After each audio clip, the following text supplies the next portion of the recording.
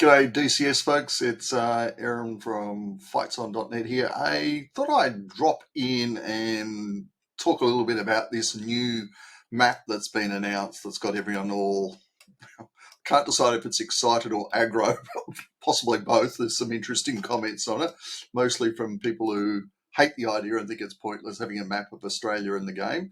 And then those who want Vietnam only, give me Vietnam or something like that. But anyway, I just thought I might give you some of the Australian perspective on it. So, I mean, at this stage, we don't know that much, but I guess a key thing to understand is that the top end map's going to cover about 1,400 by 1,800 kilometres, by 800 kilometres of Australia's mainland, including the Western and Northern Territories. So I just thought I'd sort of talk you through a little bit of this and just to give you some idea of some of the options. Now, look, I got to be honest, when I first heard about it, I was like, so what? It's okay. I mean, I don't even have enough space left on my hard drive to put another map on. I'd have to upgrade my computer for that, but that's aside from the point. But then I thought more about it, and I thought, you know what, there is some really interesting options here. So let's jump over to Google Maps first.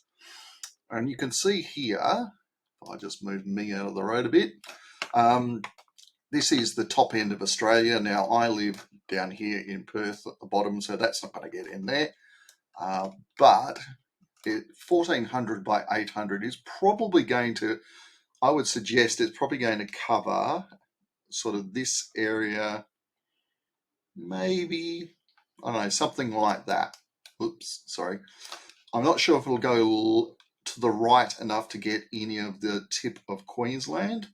But I think possibly this area. Now, what's good or what's bad about that? So a couple of things. Number one, there's two raft bases in the Northern Territory. There's Darwin, which is the capital city of Northern Territory, and then there's Raft Base Tindal, which if you want to jump over to the RAF website, it's located about 320 kilometres southeast of Darwin in the Northern Territory. And so two fairly prominent bases. Raft Base Darwin in particular is the home, or that's where they're operating the exercise Pitch Black out of, which some of you may have heard about. That's a big multi-nation exercise going on at the moment as we speak, and they've got the RAF, they've got the Singaporeans, they've got the Germans with the Luftwaffe, I think they've got the Americans, and I'm not sure who else is probably. Actually, I'll just read the list here. Up to 100 aircraft, so it'll host up to 2,500 personnel and up to 100 aircraft from around the globe, including Australia, Canada, France, Germany, Indonesia, India, Japan, Malaysia, Netherlands, New Zealand, blah, blah, blah, blah. Lots and lots. We haven't let the POMs in. And also Germany, Japan, and the Republic of Korea will be participating fully for the first time. So that's a pretty serious exercise. And so I think they run them every year or so. And it looks like Tindal is involved as well. And they do actually have a RAF base in Amberley in Queensland, somewhere over here. Not sure exactly where. That may be involved as well. But I guess that's a starting point.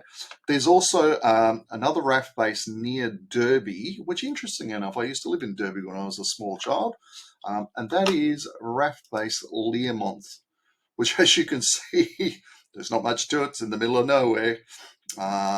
It's what they call a bear base, so it's basically set up so that if need be, the Air Force and the Army can just move in and set up and get going straight away. So there is another one there, Learmonth, but also the main one is Curtin.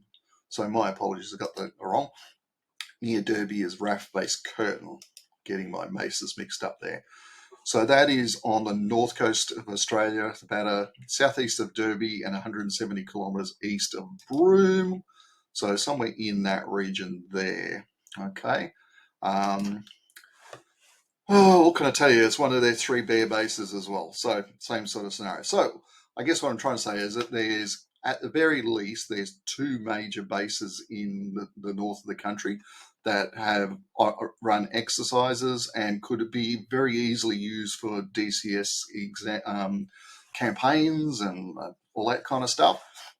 Really just a case of using your imagination, I suppose. Now, look, realistically, a large part of this area is desert and/or it's going to be, it's quite tropical up this part. So you'll have tropical areas, so like Kakadu National Park, which is massive, and like that's got a monsoon climate, so there's going to be plenty of waterways and green vegetation, but there's also plenty of desert there. So you might say, well, there's nothing there.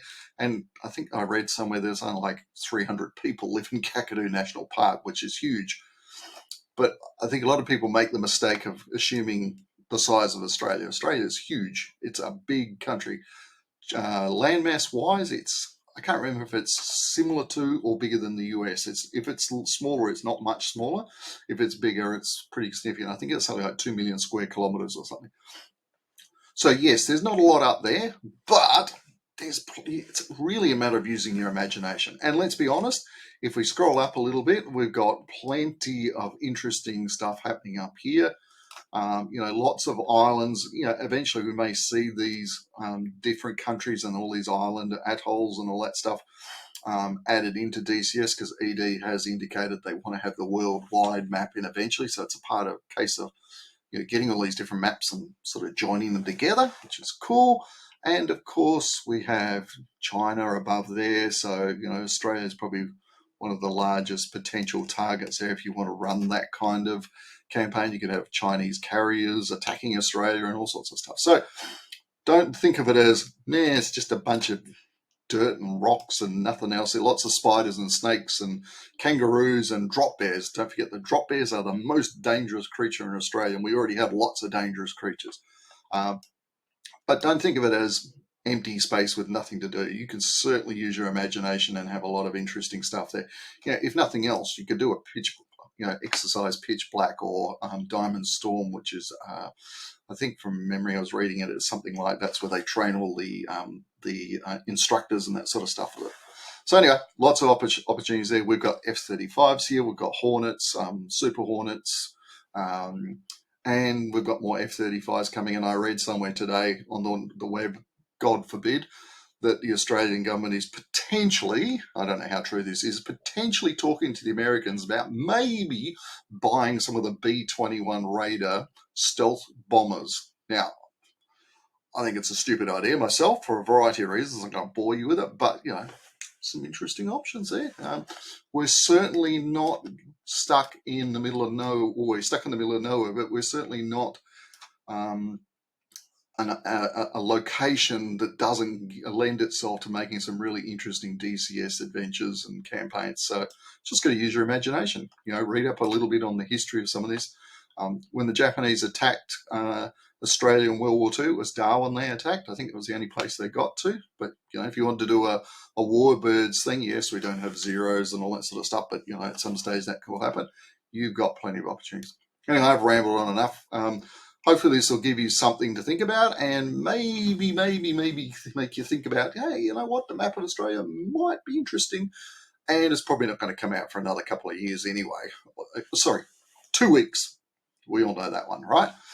So long time away. But it's a step towards having the Microsoft Flight Sim equivalent of the whole world in the DCS universe at some stage. So I think it's a good idea now that I've had time to think about it. All right, I'm out of here, guys and girls. Have fun. See you later.